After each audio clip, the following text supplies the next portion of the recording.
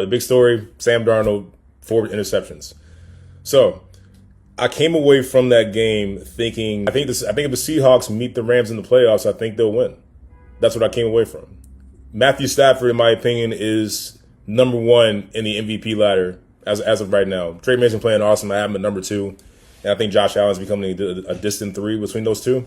Look at Sam Darnold's turnovers, his interceptions, and I just came away thinking that he was just really impatient. He didn't really let the offense kind of develop. He didn't scramble out of the pocket and then try to see what else could be there. I thought he was a little impatient.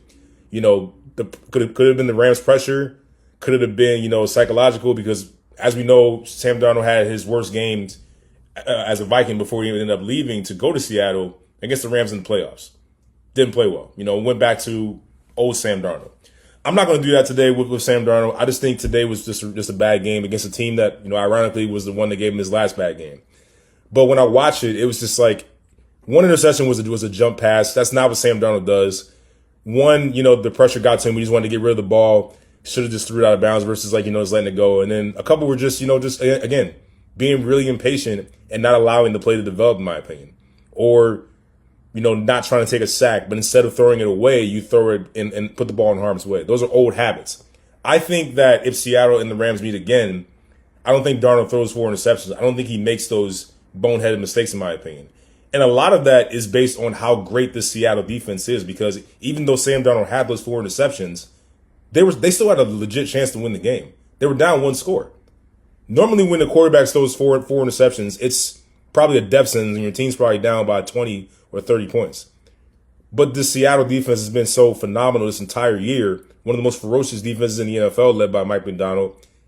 It allowed Sam Darnold to still have a chance to win the game. So I think that mostly because of how great the Seattle Seahawks defense is, I think they can actually take down the Rams in the playoffs if they see them again. Defense travels very well in the playoffs. This is going to come down to Sam Darnold. Some of the mistakes that I saw, I don't think he makes again. I'm not saying that Sam Darnold's not going to make mistakes. He's probably going to throw an interception or 2, but I don't think he's going to throw 4. I think that weird jump pass when he's about to get sacked, I don't think he does that again.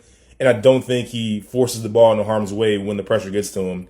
I think he'll start flushing out more, because he made a lot of really good throws in this game and had a lot of really good drives, even though he stalled for field goals. If you guys watch some of the highlights there.